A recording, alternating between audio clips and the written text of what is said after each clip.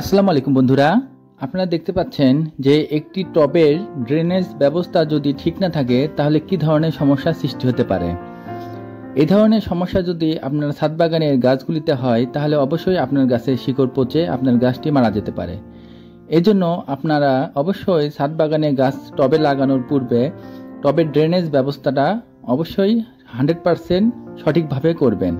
কারণ একটি গাছ যখন আপনার বৃষ্টির পানি জমবে বা আপনি যখন পানি দিবেন গাছে, তখন যদি সেই পানিগুলি জমে থাকে তাহলে অবশ্যই ওই গাছের শিকড় পচে যাবে এবং পর্যায়ক্রমে আস্তে আস্তে গাছটা মারা যেতে পারে।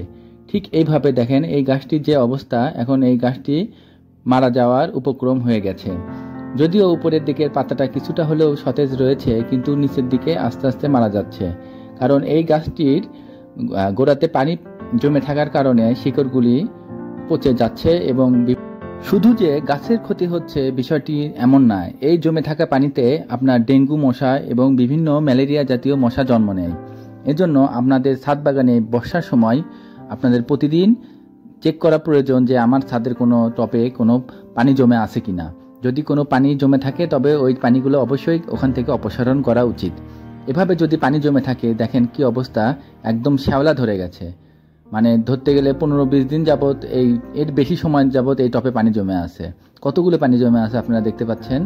এত পানি জমে আছে তবুও এখনো যে গাছটি বেঁচে আছে এটাই তো অনেক। একদম শ্যাওলাও ধরে গেছে, দেখেন শ্যাওলা।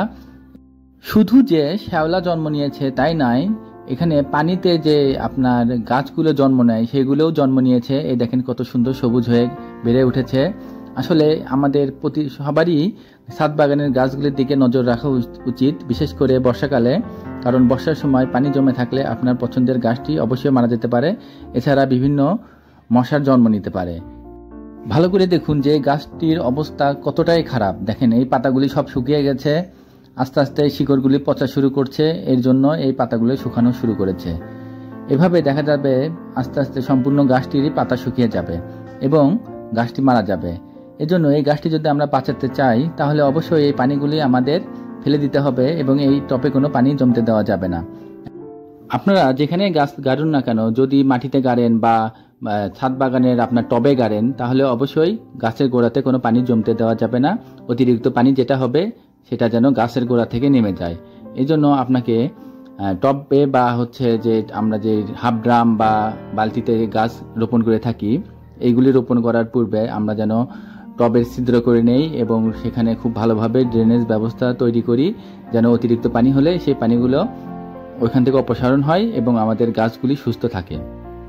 কারণ আপনার শখের ছাদ বাগানের গাছগুলি যদি এভাবে শিকড় পচে বা বিভিন্ন ধরনের অসুখে আক্রান্ত হয়ে মারা যায় তাহলে অবশ্যই আপনার খারাপ লাগতে পারে।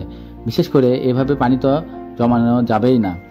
আপনার এই গাছটি হয়তো বা বয়স বেশি বা রোগ প্রতিরোধ ক্ষমতা বেশি ছিল, এই জন্যই এতদিন টিকে ছিল। কিন্তু আমাদের ছাদ বাগানের সবগুলো গাছের কিন্তু এরকম রোগ প্রতিরোধ ক্ষমতা বা টিকে থাকার সম্ভব নয়। এই জন্য আমাদের ড্রেনেজ ব্যবস্থা যদি ঠিক থাকে তাহলে কোনোভাবেই আমাদের কোনো গাছের এভাবে পানিও জমবে না, আমাদের গাছগুলোও সতেজ এবং সুন্দর থাকবে। আমার এই ট্রি প্ল্যান্ট বিডি ইউটিউব চ্যানেলে আমি ছাদ বাগানে কিভাবে টবে এবং হাফ ড্রামে মাটি তৈরি করে থাকি এবং কিভাবে ড্রেনেজ ব্যবস্থা করে থাকি এই নিয়ে ভিডিও তৈরি করেছি। আমার যারা নিয়মিত দর্শক রয়েছেন তারা তো অবশ্যই দেখেছেন, যারা আমার নিয়মিত দর্শক না তারা হয়তো এখনও দেখেননি। এজন্য আপনারা অবশ্যই আমার এই চ্যানেলটি ঘুরে ছাদ বাগানের টবের মাটির প্রস্তুত এবং ড্রেনেজ ব্যবস্থা করার ভিডিও দেখে শিখে রাখতে পারেন। কারণ ভবিষ্যতে যদি আপনারা কখনো ছাদে বাগান করেন বা গাছ রোপণ করেন, অবশ্যই আপনাদের সেভাবে যদি আপনারা টবের মাটি তৈরি করেন এবং ড্রেনেজ ব্যবস্থা করেন তাহলে আপনাদের এরকম সমস্যা হবে না। আমি আশা করছি যারা এখনও ভিডিওগুলি দেখেননি তারা ভিডিওগুলি দেখে শিখে নেবেন, যাদের আগ্রহ আছে। আর যাদের আগ্রহ নেই তাদের এ বিষয়ে না শিখলেও চলবে আর কি। সবাই ভালো থাকবেন। আল্লাহ হাফেজ। আসসালামু আলাইকুম। গাছ লাগান, পরিবেশ বাঁচান।